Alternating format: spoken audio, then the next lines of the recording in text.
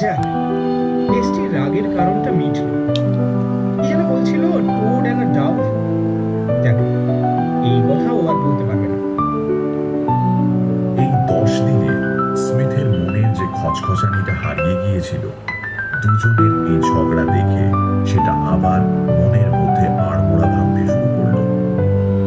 সম্পর্ক ছিন্ন হওয়ার নানান কারণ থাকতে পারে, স্মিথ জানতেও চান না। কিন্তু বেলিংহ্যাম একটা গোপন কথার উল্লেখ করলেন। কি গোপন ব্যাপার? স্মিথের স্থির বিশ্বাস এটা কোনো পারিবারিক ঘটনা নয়। তাছাড়া ঝগড়ার সময় বেলিংহ্যামের ওই মুখের কথাও কি ভোলা যায়? বেঢপ মুখের খাঁজে খাঁজে খেলে বেড়াচ্ছিল আক্রোশ। পারলে লিকে ছেড়ে উড়ে দেয়। এসব ভাবতে ভাবতে স্মিথ নদীর ধারে এসে দাঁড়ালেন। আজ হেস্টি আর মালিন্সের মধ্যে রোয়িং ম্যাচ। ভালোই ভিড় জমেছে। আজকে দিনটা চমৎকার।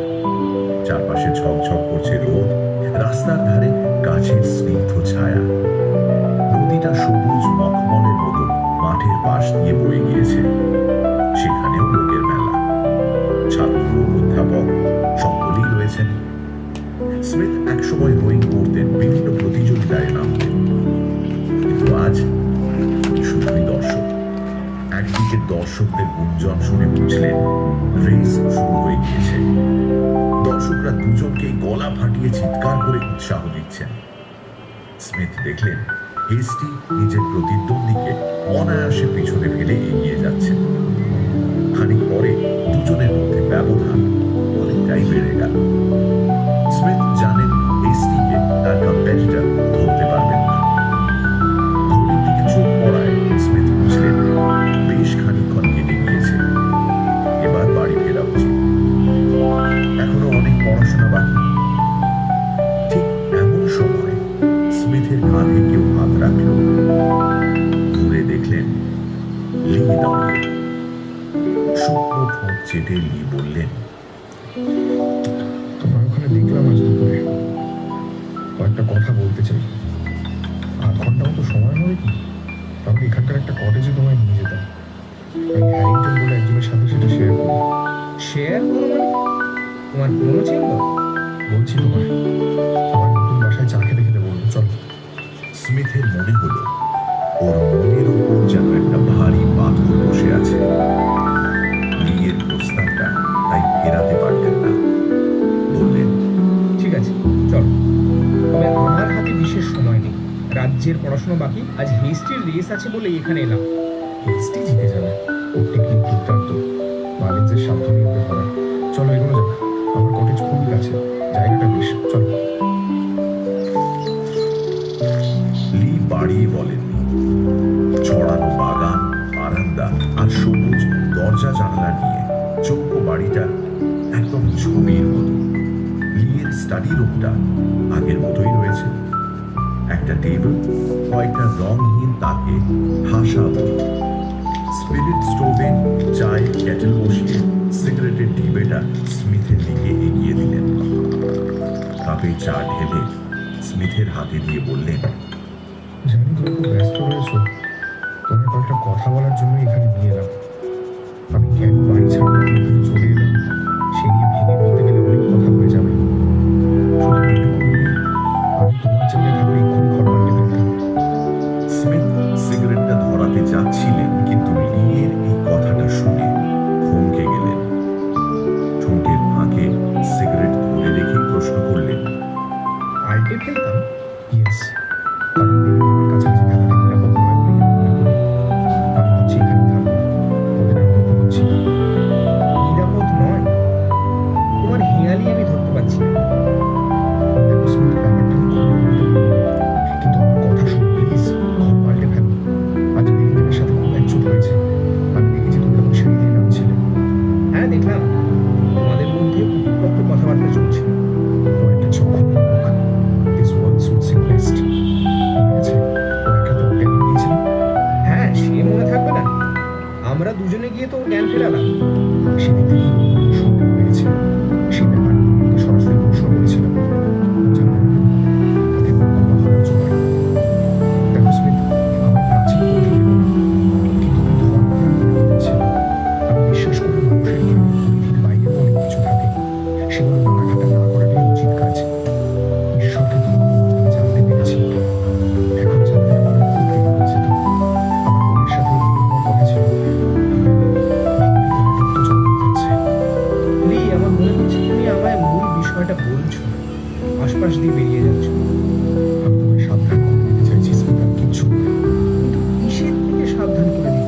সেটা না বললে আমি নিজেকে সামলাবো কিভাবে? আমার যদি মনে হয় সাবধান বাণী জীবন মরণের ব্যাপার, তাহলে বেলিংহ্যামকে দেওয়া কথার কোনো মূল্যই থাকে না, কারণ জীবনের দাম অনেক বেশি। আমি যদি আজ দেখি আমার পরিচিত কেউ ডাইনামাইট হাতে একটা বাড়ি উড়িয়ে দিতে যাচ্ছে, তাহলে তাকে দেওয়া প্রতিশ্রুতির কোনো মূল্যই থাকে না। তাকে আটকানোর জন্য সমস্ত কথা আমায় খুলে বলতে হবে। সব হচ্ছে, বিশ্বাস করো, আমি কোনোভাবেই বেলিংহ্যামকে আটকাতে পারবো না। আর তোমায় শুধু সাবধান করা ছাড়া আমার কাছে উপায় নেই, ট্রাস্ট মি। এবার স্মিথ ভারী বিরক্ত হলেন। লোকটা কি ছেলে মানুষই করছে? যখন ভেঙে পড়বেই না, তখন এত ভূমিকা করার কি আছে? এবার আর মনের তেতোভাবটা চেপে রাখতে পারলেন না। লি, তোমার কথা আমার মাথায় ঢুকছে না। তুমি একদিকে বলছো বেলিংহ্যামের থেকে সাবধানে থাকো, ওর কাছে থাকলে নাকি বিপদ ঘটবে। এত বড় বিপদ যে আমায় ঘর পাল্টাতে পর্যন্ত বলছো। কিন্তু বেলিংহ্যামকে এত ভয় পাওয়ার কি আছে? ওর কাছে কি এমন আছে যেটা এত ভয়ঙ্কর? লি মাথা নিচু করে বসে রইলেন। স্মিথ ভেবেছিলেন কথাবার্তা বললে ওর মনের ভারটা নেমে যাবে, কিন্তু এখানে হয়েছে ঠিক উল্টো। লি একেবারে নুয়ে পড়েছেন। বহু কষ্টে তিনি বললেন, আমি তোমাকে বলতে পারবো না স্মিথ। আমি শুধু তোমাকে ঘর বদলানোর অনুরোধ করতে পারি। আমি বলছি না যে বেলিংহ্যাম তোমার কোনো অনিষ্ট করতে চায়, কিন্তু কিন্তু এরকম প্রতিবেশীর সঙ্গে থাকাই বিপজ্জনক। কখন কি হয় কেউ ধরতে পারবে না। আচ্ছা লি, তোমায় যদি আমি বলি যে আমি এই বিষয়টা কিছুটা জানি, একেবারে অজ্ঞ, ধরো আমি যদি তোমায় বলি বেলিংহ্যাম একা থাকে না, ওই ঘরে আরেকজন। স্মিথের কথাটা শেষ করতে দিলেন না লি। তড়াক করে লাফিয়ে উঠলেন। তুমি জানো, তুমি জানো শয়তানটা কি মারাত্মক ভুল মেরেছে? না জানলেও আন্দাজ করতে পারি ও ঘরে একজন মহিলা আছে, বা বলা ভালো লুকিয়ে আছে, তাই তো? বেলিংহ্যাম কাউকে সেই কথা জানতে দেয়নি। স্মিথের জবাব শুনে লি ঝিমিয়ে পড়লেন। চেয়ারে আবার ধপ করে বসে পড়লেন। আমি তোমাকে কিচ্ছু বলতে পারবো না। দুঃখিত স্মিথ। আমি ক্ষমা করে দিই। খানিকক্ষণ সব চুপচাপ। স্মিথের খেয়াল হলো বেশ খানিকটা সময় গড়িয়ে গিয়েছে। ওই ঘরটা আমার খুব পছন্দ, তাই ওখান থেকে আমার ভয় দেখিয়ে কেউ সরাতে পারবে না। ওই ঘরে আমার জিনিসপত্র, বই খাতা সব রয়েছে। বেলিংহ্যামের কোনো কাজে আমার ক্ষতি হতে পারে, শুধু এই ধারণার বশবর্তী হয়ে ওখান থেকে বেরোনোটা নেহাতি বোকামি। উপরন্তু তুমি পরিষ্কার করে কিছুই বলছো না আমায়। 5টা বাজে, আমায় এবার উঠতে হবে।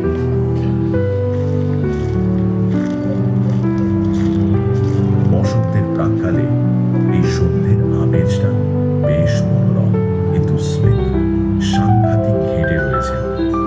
বুঝতেই পারছেন না লিয়ের কথাতে মজা পাবেন নাকি চিন্তিত হবেন। লিয়ের মনের ভার কমাতে গিয়ে নিজের ওপর রাজ্যের চাপ নিয়ে বাড়ি ফিরলেন স্মিথ।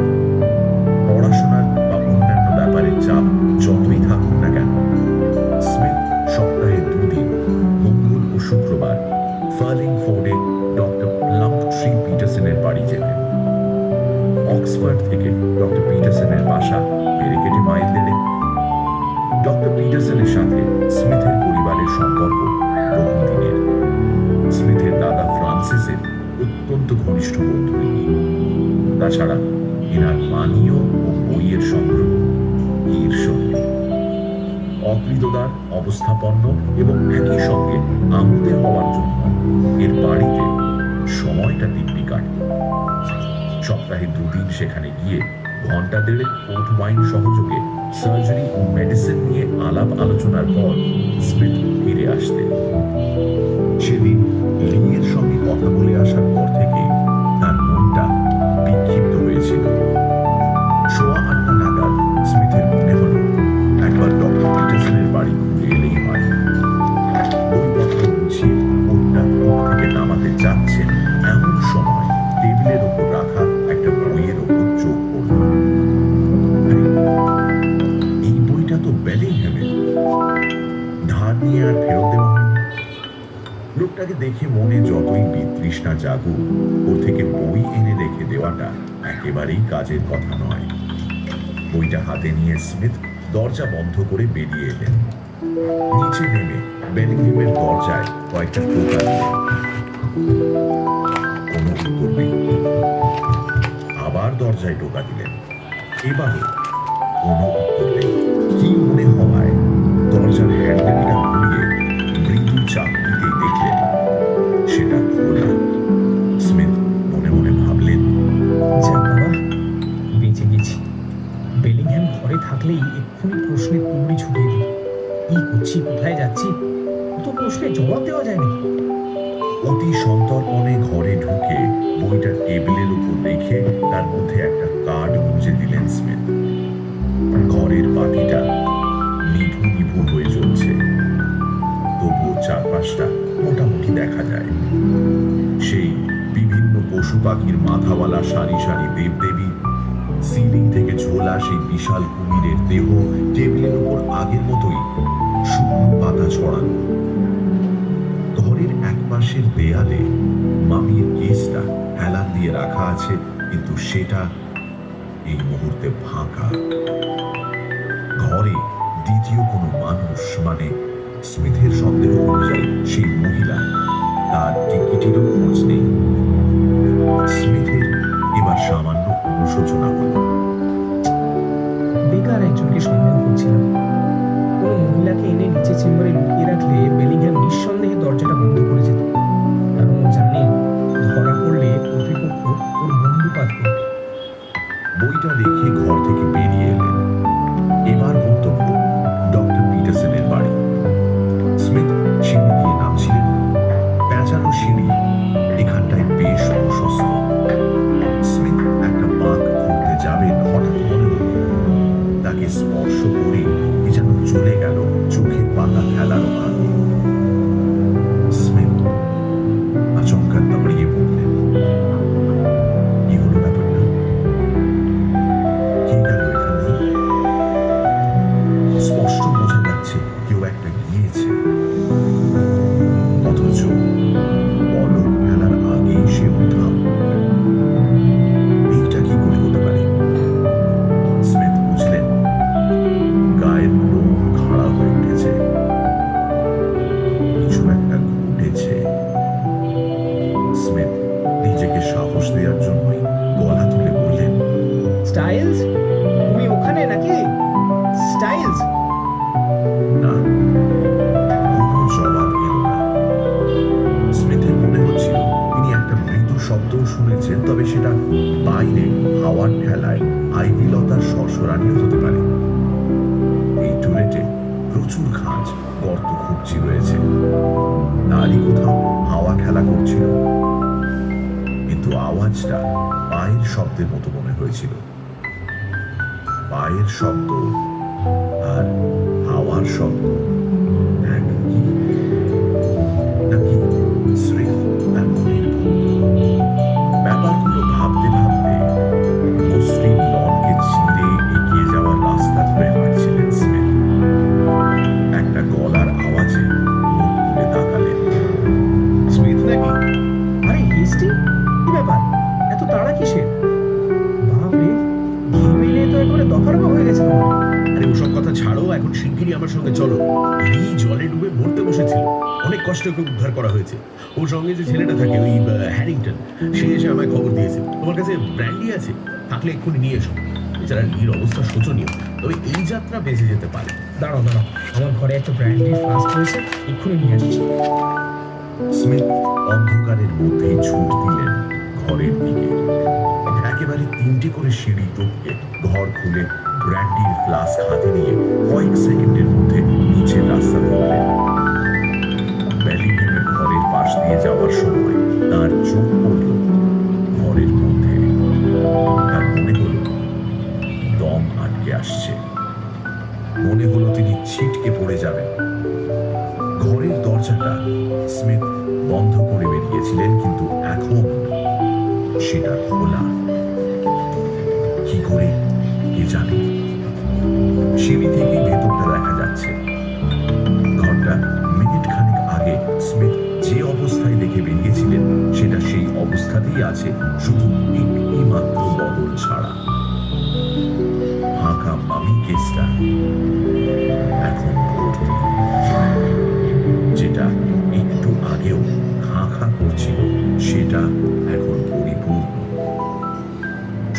জায়গাটা পূরণ করেছে একটা মানুষের আকারের কিছু কিছু, কারণ তাকে মানুষ বলা চলে না।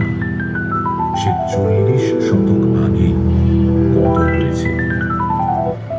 স্মিথ একে চেনে। কুচকুচে কালো মুখ আর কুৎসিত হাঁ হয়ে যাওয়া চোয়াল নিয়ে দাঁড়িয়ে সেই মামিটা। স্মিথ শপথ করে বলতে পারেন যে একটু আগেও সেটা ওই জায়গায় ছিল না। এই দেহ ছেড়ে প্রাণ বহুদিন আগেই চলে গিয়েছে।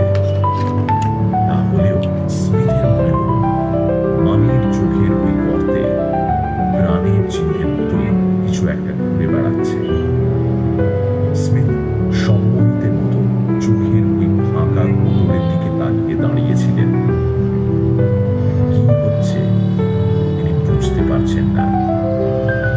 এবার এসটি অধৈর্য গলায় বলে উঠলেন, স্মিথ, দেরি করলে লিকে বাঁচানো যাবে না, তাড়াতাড়ি করো। স্মিথ বড় বড় পায়ে নেমে এলেন। এসটি বললেন, শোনো, হেঁটে যাওয়ার সময় নেই, দৌড়তে পারবে আশা করি। এখান থেকে দূরত্ব বেশি নয়, 1 মাইলেরও কম। জোরে ছুটলে 5 মিনিটেরও কম সময় পৌঁছে যাবে। একজনের প্রাণ বাঁচানোর জন্য এইটুকু তো করাই যায়। স্মিথ মাথা নেড়ে সায় দিলেন। দুজনের দিক বিদিক জ্ঞান শূন্য হয়ে কষে দৌড় দিলেন এবং অল্প সময়ের মধ্যেই নদীর ধারে লিয়ের কটেজে পৌঁছে গেলেন। সামনে একটা তোষকে লিকে শোয়ানো হয়েছে। ভিজে চুপসে গিয়েছে তার সরু দেহখানা। মাথার চুলে শ্যাওলার সবুজ ছোপ, ঠোঁটের একপাশে গ্যাঁজলা বেরিয়ে এসেছে। হ্যারিংটন পাগলের মতো ওর হাত পা ঘষে চলেছেন। ঘাড় আর গলায় হাত দিয়ে স্মিথের মুখ উজ্জ্বল হয়ে উঠল। বললেন, বেঁচে আছে, বেঁচে আছে। দাঁড়াও, এক কাজ করি। এসটি, তুমি ওর হাতটা ধরো, আর হ্যারিংটন তুমি আরেকটা হাত। আমি দেখছি কি করা যায়। স্মিথ এবার দুদিকে পা রেখে লিয়ের মুখে চাপ দিতে শুরু করলেন। মিনিট খানেক পর জোরে এসে মুখ থেকে অনেকখানি জল বের করে উঠে বসলেন। ঘরের বাকি 3 জনই আনন্দে চিৎকার করে উঠল। হ্যারিংটন তার গালে নরম হাত রেখে বললেন, উঠে পড়ো লি, আর চিন্তা নেই। তুমি আমাদের ভয় পাইয়ে দিয়েছিলে ভাই। ব্র্যান্ডি খেলে সুস্থ বোধ করবে। এই যে স্মিথের ফ্লাস্ক, চুমুক দাও। তোমরা দুজন ভাবতে পারবে না কি চাপে পড়ে গিয়েছিলাম। হাত পা পেটের মধ্যে ঢুকে গিয়েছিল। আমি এখানে বসে বই পড়ছিলাম, এই বলল নদীর ধার থেকে ঘুরে আসছি। হঠাৎ কানে এলো ওর তীব্র চিৎকার, আর তারপরেই ঝপাস করে জলে পড়ার শব্দ। আমি সঙ্গে সঙ্গে অগ্রপশ্চাৎ না ভেবে জলে ঝাঁপ মারি। ও তখন ডুবতে বসেছে। এই টেনে নিচড়ে বার করার পর মনে হলো সব শেষ। এখানে আজ একজন ডাক্তারও নেই। তারপর তোমাদের ব্যাপার। ভাগ্যিস তোমরা ছিলে আজ। আস্তে আস্তে লি, এই যে আমার হাতটা ধরে উঠে বসো। লি উঠে বসে দুপাশে সজোরে মাথা ঘুরিয়ে কিছু একটা দেখতে চাইলেন। মুখে চোখে আতঙ্কের ছাপ তখনও স্পষ্ট। জলে জলে পড়ে গিয়েছিলাম। এবার মনে পড়েছে, আমাকে ধাক্কা মেরে জলে ফেলে দিয়েছিল। আমি নদীর ধারে দাঁড়িয়েছিলাম। হঠাৎ কেউ পেছন থেকে এসে আমার শরীর তুলে জলে ছুঁড়ে ফেলে দেয়। লোকটার গায়ে দুর্জয় শক্তি। সে বিড়ালের মতো চলাফেরা করে। তখন আমার পিছনে এসে দাঁড়িয়েছে, দেখতেও পাইনি, কাউকে দেখতেও পাইনি, কিন্তু জানি বা আন্দাজ করতে পারি এটা কি বা কিসে ঘটিয়েছে। এবার ফিস ফিস করে বলে উঠলেন স্মিথ। আমিও জানি। লি এবার মুখ তুলে তাকালেন। তার 2 চোখে আকুতি। বললেন, মনে আছে? মনে আছে তোমার আমি কি উপদেশ দিয়েছিলাম স্মিথ? শিক্ষা হলো তো এবার? মনে আছে, এবং তার সঙ্গে এটাও মনে হচ্ছে যে তোমার উপদেশ গ্রহণ করা ছাড়া গতি নেই। এবার এসটি তরবরিয়ে উঠলেন। তোমরা দুজনে যে কি সাংকেতিক কথাবার্তা বলতে জানি না বাবু, কিন্তু হ্যারিংটন, আমার মনে হয় দেরি না করে লিকে শুইয়ে দেওয়া উচিত। ও একটু চাঙ্গা হয়ে উঠুক, তারপর এসব নিয়ে আরো কথা বলা যাবে। স্মিথ আর আমি এখন বিদায় নিচ্ছি। চলো হে, ওই রাস্তায় গেলে গল্প করতে করতে যাওয়া যাবে। ফেরার পথে স্মিথের আর গল্প করা হলো না। মাথায় আর জায়গা নেই। সেখানে অনেক কিছু ভিড় করে রয়েছে। বেলিংহ্যামের ঘরে সেই ফাঁকা কেস আর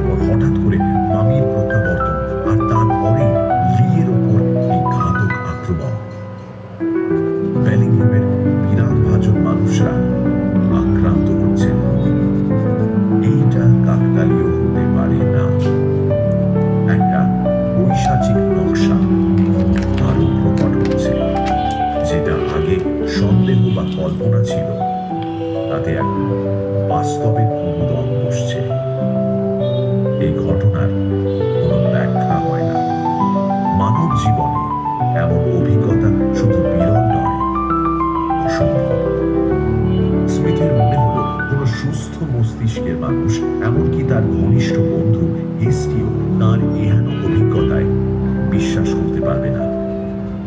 শুনলেও স্মিথের চোখের ভুল বলে উড়িয়ে দেবে। সত্যি তো, একটা মামি ছিল না, মিনিট খানেকের মধ্যে সে আবার ফিরে এলো। লি এর নদীতে পড়ে যাওয়ার সঙ্গে এর সম্পর্কই বা কি? বলবে, ভাই স্মিথ, তোমার শরীরটা বোধহয় ঠিক যাচ্ছে না, একটু ওষুধ বিষুধ খাও। কিন্তু স্মিথ একরকম নিশ্চিত যে বেলিংহ্যামের মধ্যে একটা নির্দয় খুনি লুকিয়ে রয়েছে। মানুষ খুন করার যে অস্ত্র সে বের করেছে, পৃথিবীর অপরাধের ইতিহাসে কোনো অপরাধী তা ব্যবহার করা তো দূর, তার কথা ভাবতেও পারে না। চৌরাস্তার মোড়ে এসে হেস্টি নিজের ঘরের দিকে পা বাড়ালেন। স্মিথ টুলেটের ঘোরানো সিঁড়িতে পা রাখলেন। বিতৃষ্ণার একটা চরম বেগ তার পেট থেকে ওপর দিকে উঠে গোটা শরীরে ছড়িয়ে পড়ছে। বিভীষিকার মতো লাগছে এই বাসস্থান তার নিচের তলায় থাকা বড়শি। লিয়ের কথা এখন অক্ষরে অক্ষরে পালন করে যথাসম্ভব তাড়াতাড়ি এই ঘরটা ছাড়তে চান স্মিথ। লন পেরিয়ে আসতে গিয়ে মুখ তুলে দেখলেন বেলিংহ্যামের ঘরে আলো জ্বলছে। সিঁড়িতে পায়ের শব্দ পেয়ে বেলিংহ্যাম দরজা খুলে মুখ বাড়ালেন। Good evening. কোথেকে ফিরলে এত হন্তদন্ত হয়ে? একবার এসোই না, জমি আড্ডা দেওয়া যাবে। স্মিথের মনে হলো একটা বিষধর মাকড়সা নিজের জাল বিছিয়ে শিকার ধরার চেষ্টা করছে। অতি মানবিক চেষ্টায় আত্মসংবরণ করে স্মিথ শুধু বললেন, না। স্মিথ কথা বাড়াতে আগ্রহী না হলেও বেলিংহ্যাম তার কিছু ছাড়লেন না। আচ্ছা, একটা কথা শুনলাম, কোনো খবরও হতে পারে। শুনলাম আমাদের লিন নাকি একটা অ্যাক্সিডেন্ট হয়েছে। কি বিশ্রী ব্যাপার বলো তো, এত খারাপ লাগছে যে কি বলবো। স্মিথ মুখ তুলে তাকিয়ে দেখলেন বেলিংহ্যাম মুখখানা গম্ভীর রাখার চেষ্টা করলেও তার চোখের আড়ালে একটা ধারালো বন্দুক খেলা করছে। এবার স্মিথের মনে হচ্ছিল বেলিংহ্যামের মুখে একটা জোরে ঘুষি কষায়। সেটা না করে তিনি বোমার মতো ফেটে পড়লেন। বিশ্রী লাগছে তাই না? তোমাকে বলে রাখি, লি দিব্যি বেঁচে রয়েছে। এখন তার আর কোনো বিপদ নেই। কি, লি ভালো আছে শুনে আরো বিশ্রী লাগছে তোমার, তাই না? তোমার শয়তানি ব্যর্থ হয়েছে বেলিংহ্যাম। হ্যাঁ হ্যাঁ, আমি জানি তুমি এবার ন্যাকা সাজবে, কিন্তু তাতে লাভ হবে না, আমি সবটাই জানি। স্মিথের ওই রুদ্র মূর্তি দেখে বেলিংহ্যাম ভয়ে দুপা পিছিয়ে চৌকাঠের ওপাশে চলে গেলেন। ওর হয়তো মনে হলো স্মিথ রাগের মাথায় কয়েক ঘাত বসিয়ে দিতে পারেন। দরজার একটা পাল্লা ধরে বললেন, উন্মাদ হয়ে গেছো স্মিথ। তুমি বলতে চাইছো যে লির দুর্ঘটনার জন্য আমি দায়ী? হ্যাঁ, আমি তাই বলছি। তুমি দায়ী, আর শুধু তুমি নাও। তুমি আর তোমার ঘরে থাকা ওই হাড় গিলে মরাটা, ওই তোমার শ্যাঙা। তোমার মতো লোকেদের আগে পুড়িয়ে মারা হতো বেলিংহ্যাম। সেই নারকীয় ব্যবস্থা এখন আর নেই, কিন্তু জল্লাদ এখনো রয়েছে। তার কাজই হলো গলায় ফাঁসখানা পরিয়ে হাতল টানা। এই কলেজের কারোর যদি দুর্ঘটনায় বা আচমকা মৃত্যু হয়, আমি তোমাকে পুলিশের হাতে তুলে দেবো, এই কথাটা মনে রেখো। অনেক হয়েছে, তোমার ওই তন্ত্রমন্ত্র, জাদু টোনা, কুৎসিত ছায়া এখানে কাজে দেবে না, এই তোমায় পরিষ্কার বলে দিলাম। উন্মাদ হয়ে গেছো স্মিথ। তুমি প্রলাপ বকছো। ডাক্তার দেখাও নয় মানসিক ব্যায়াম সারাতে কোনো হসপিটালে যাও। Absolutely mad. আমার যা করার আমি করব, কিন্তু মনে রেখো, একটুও যদি বেচাল দেখি, তোমায় আমি ছাড়ব না। আমার তোমার উপর নজর রয়েছে। জাহান্নামে যাও। At last. এই বলে দড়াম করে দরজা বন্ধ করে দিলেন বেলিংহ্যাম। স্মিথ সে রাতটা আর ঘুমোতে পারলেন না। রাজ্যের চিন্তা তার মাথায় ভিড় করে এলো এবং তাদের অধিকাংশই সুখকর নয়। পাইপ টেনে রাতটা কাটল।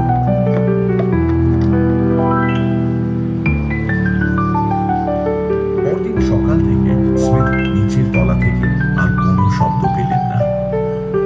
বেলার দিকে একবার হ্যারিংটন এসে জানিয়ে গেলেন যে লিয়ের শারীরিক অবস্থা এখন একদমই স্বাভাবিক। স্মিথ সারা দিন পড়াশোনা নিয়েই রইলেন, কোথাও বেরোলেন না। এই কদিন সারাদিন প্রচুর সময় নষ্ট হয়েছে। সন্ধ্যের আগে আগে তার মনে হলো একটু ঘুরে আসা যাক। গতকাল ডক্টর পিটারসনের বাড়ি যাওয়ার মুখেই তো ওই দুর্ঘটনার খবর এলো। মনটাও বড্ড ছড়িয়ে রয়েছে। একটু প্রাণ খুলে আড্ডা দিলে ভালো লাগবে। সিঁড়ি দিয়ে নামার সময় দেখলেন বেলিংহ্যামের ঘরের দরজা বন্ধ। লন পেরিয়ে গেটের দিকে যাওয়ার সময় মনে হওয়ায় পিছনে ঘুরে স্মিথ দেখলেন ঘরের বারান্দায় বেলিংহ্যামের বন্দুকখানার অবয়ব দেখা যাচ্ছে। জানালার কাছে মুখ লাগিয়ে বাইরের অন্ধকারে সে কি একটা দেখছে।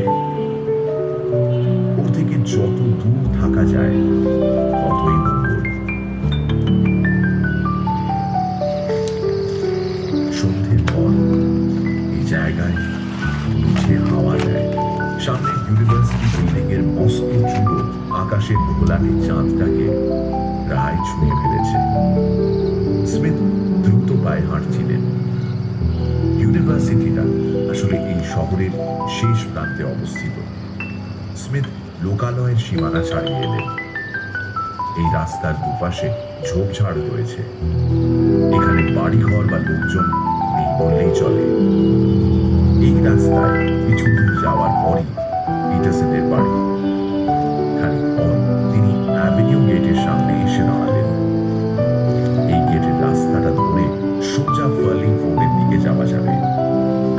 লোহার গেটটা খুলে ভেতরে ঢুকলেন স্মিথ। গাছপালার ফাঁক দিয়ে সামনের বাড়ির জানলা দিয়ে মিটমিটে আলো এসে পড়েছে।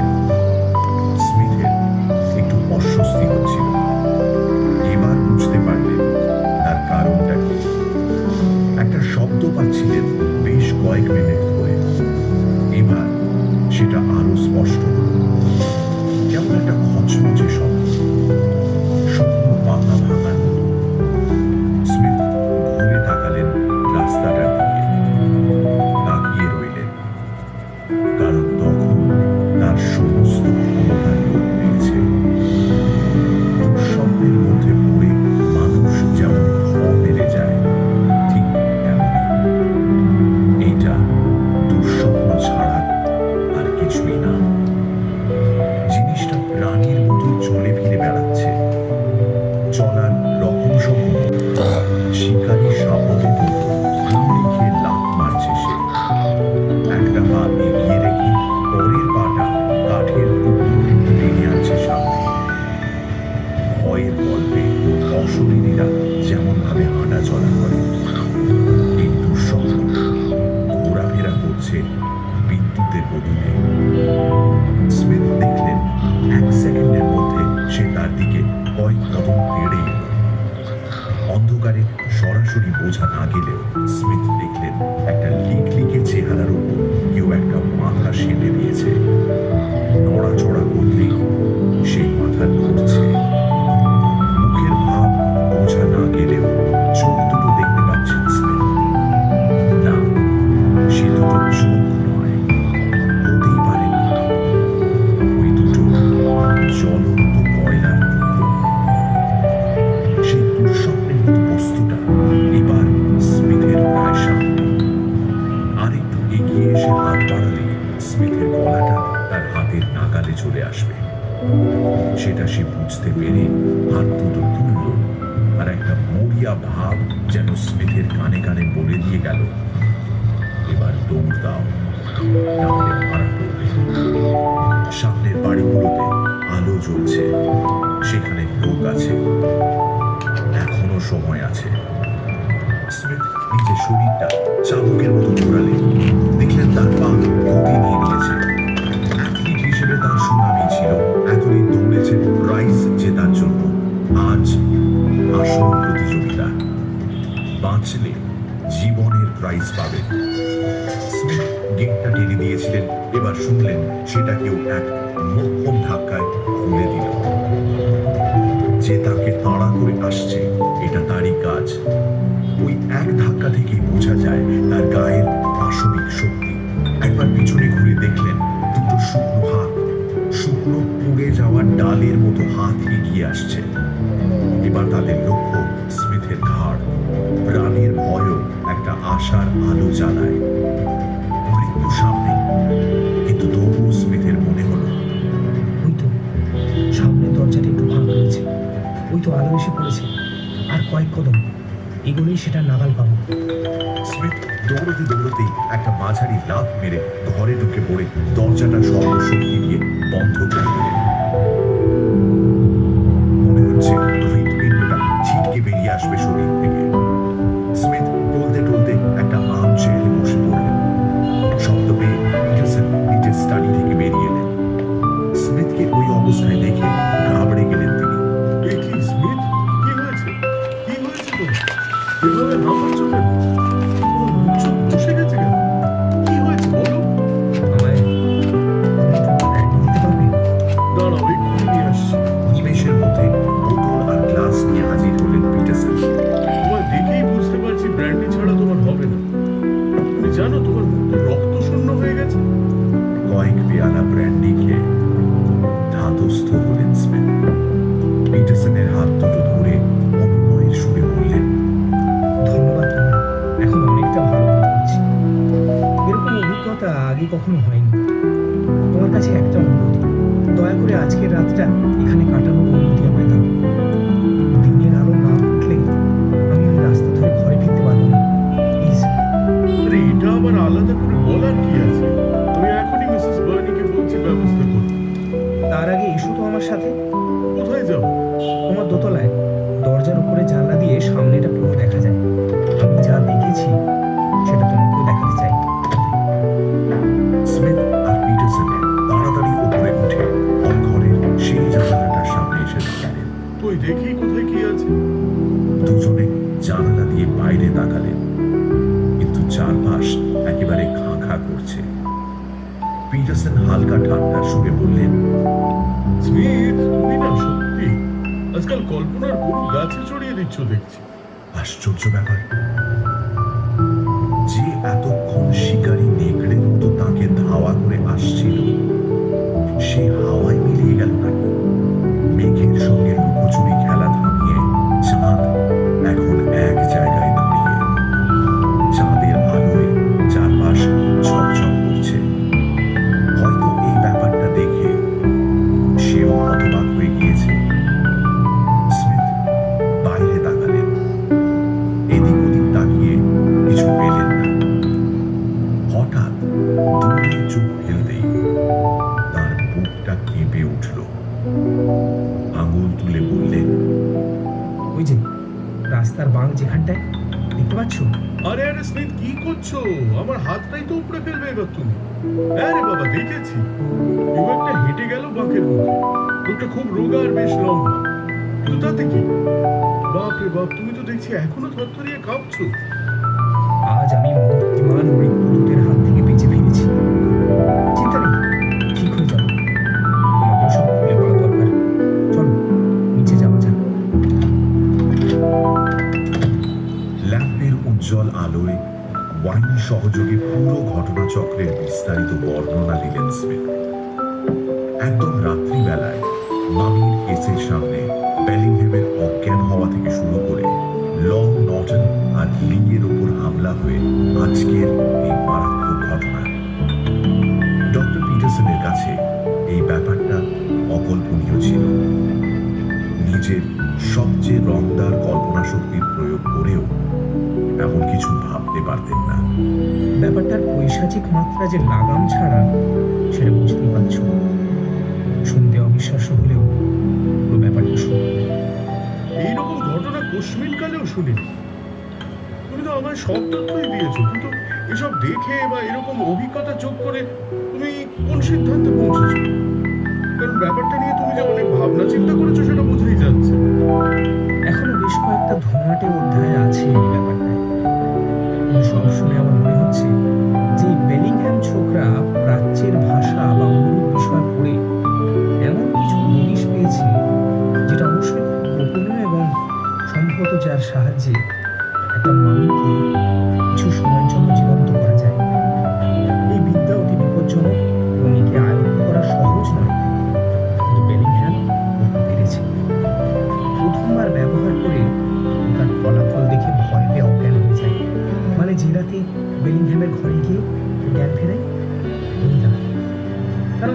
হাজার হাজার বছরের পুরনো মৃতদেহ চোখের সামনে নড়াচড়া করতে শুরু করলে নার্ভ ধরে রাখা মুশকিল। হয়তো ও জানতো এমনটাই হতে চলেছে, কিন্তু ভাব